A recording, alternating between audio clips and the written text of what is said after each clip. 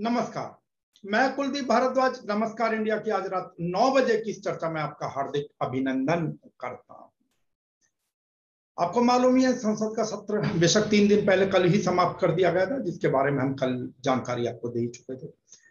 लेकिन अब आज जो सबसे बड़ी खबर कम से कम दिल्ली में रही तो वो ये था कि राहुल गांधी के नेतृत्व में 15 विपक्षी दलों के सांसदों ने आज मार्च किया था।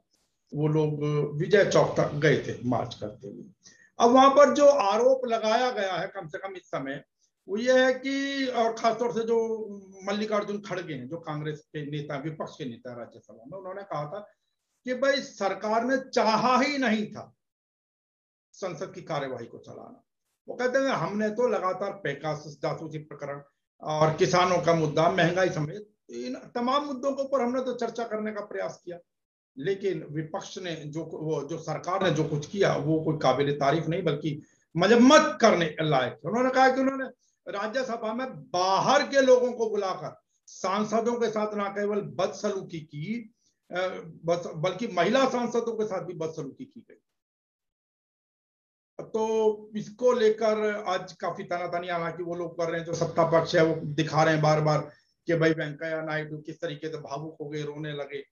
और सबने, हालांकि विपक्ष ने कहा ठीक है, हम उनकी बात का सम्मान करते हैं, उनकी भावनाओं का सम्मान करते हैं, लेकिन बेहतर होता वो तरीके से चाहते तो चर्चा करा सकते थे। लेकिन वहां पर राज्यसभा में शोर शराबा, हंगामा जिस प्रकार का भी, और जिस प्रकार महिलाओं के साथ जिस प्रकार की बदतमीजी हुई, वो संसद के इतिहास में एक धब्बा है और शायद पहली बार हुआ इस चीज को लेकर।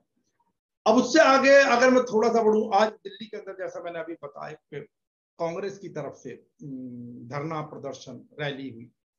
ये विपक्षी सांसदों के साथ जो उन्होंने विजय चौक तक मार्च किया था राष्ट्रपति भवन से, वो एक अलग विषय था। लेकिन दूसरा जो महिला कांग्रेस की तरफ से, दिल्ली प्रदेश कांग्रेस की तरफ से, इन सब लोगों की तरफ से जंतर मंतर पर अच्छी खासी भीड़ जुटी, इसमें कहीं कोई दो राय नहीं है। वहां पर एक बैनर चल रहा, एक स्लोगन उन्होंने जो प्रचार में लगाया था और उसके ऊपर लिखा था, हम मनुवादी सरकार का विरोध करते हैं। अब प्रश्न ये बैठता है कि मनुवादी सरकार का विरोध ऐसा क्या है? आपने क्या मनु को जाना? क्या इन नेताओं को ये भी मालूम है कि मनु कौन है? शायद ठीक से जवाब नहीं दे सकते। मनुवाद क्या है ये ठीक से जवाब नहीं दे सकते। मनुवाद कहां से प्रारंभ हुआ ये ठीक से जवाब नहीं दे सकते। बस एक भेड़ चाल चल गई इसके अंदर, और उसके पीछे पहले आपको मालूम है कि मायावती ने इन चीजों का शोर किया था, ये मुद्दे उठाए थे कि मनुवाद का विरोध करते हैं। फिर उसके बाद और पार्टियां लग गई। अब प्रश्न ये कि कांग्रेस के पास क्या कोई अपनी विचारधारा नहीं बची? सिर्फ मनुवाद मनुवाद मनुवाद काफी हो जाता? मनुवाद करने से काम चल जाएगा? क्या उन्होंने जाना, कभी जानने का प्रयास किया कि मनुवाद क्या है, मनुवाद में क्या लिखा हुआ है?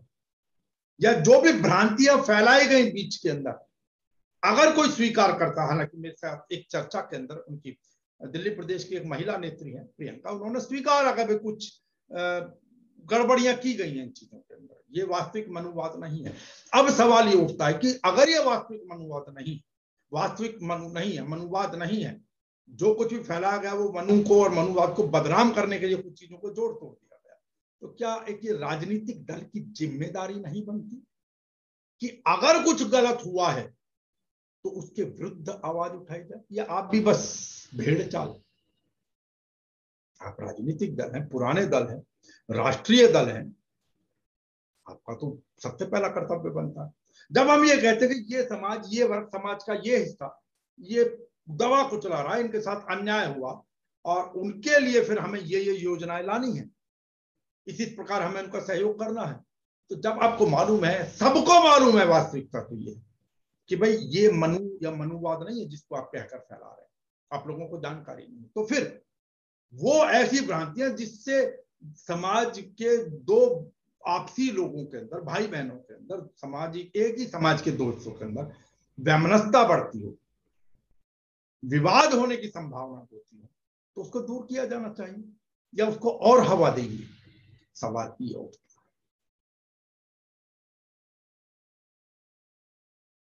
समझ नहीं आता कि अब, हालांकि आपको मालूम है इस समय जो कुछ भी हालात है, बहुत सारे संगठनों ने स्वागत किया है जो ओबीसी संशोधन विधेयक जो आया, लेकिन बहुत लोगों ने नाराजगी भी व्यक्त की है उसको लेकर। अब बात ये है, आपने ठीक है, अब एक सवाल ये भी उठता है कि सवर्णों के लिए 10%, जो गरीब सवर्ण है उनके लिए आपने 10% की व्यवस्था कर दी आरक्षण की। मैं थोड़ा सा डीरेल हो रहा हूं, मुद्दे से हट रहा हूं, लेकिन वहां तो आपने बहुत सारी पाबंदियां लगा दी हैं उसके अंदर कि भाई इसके इतने गज से ऊपर का मकान नहीं होनी चाहिए, इतनी इनकम होनी चाहिए। क्या ये सब पाबंदियां जो आरक्षित वर्ग के लोग हैं जातिगत आधार पर, क्या उनके ऊपर भी, उनके तो चाहे 8 लाख रुपए महीना कमा रहे हो या 10 लाख रुपए महीना कमा रहे हो, लेकिन आपको लाभ वही पूरे मिलेंगे।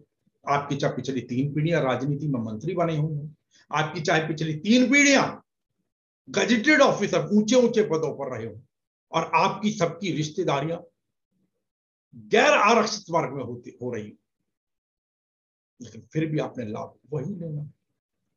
तो फिर इस प्रकार की फैसिलिटीज इन जो इकोनॉमिक वीकर सेक्शन है जिनको आपने आरक्षण दिया है गरीबी के आधार पर, फिर उनके साथ भी ये व्यवस्था होनी चाहिए। सवाल बात ये कि जो भी गलत हुआ, किसी के भी साथ गलत हुआ, अब हालांकि वो 9 वर्षीय बच्ची जो है दिल्ली छावनी क्षेत्र के अंदर जिसके साथ हुआ, बिल्कुल गलत हुआ। बताइए मुझे कि किस जाति ने उस चीज की तारीफ की, और सबने मांग की कि खुलेआम फांसी दी जाए, न्याय मिलना चाहिए जिसने भी गलत किया है उसके साथ।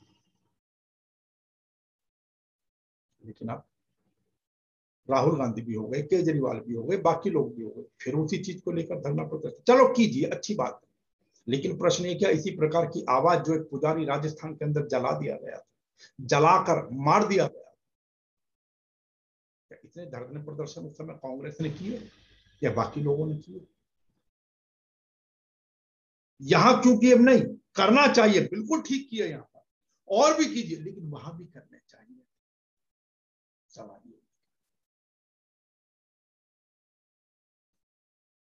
सुने को, बस एक गाली दे, चढ़े किसी को ताप तो गाली, और मर जाए कोई आप तो गाली, और सताने लगे तो पाप तो गाली।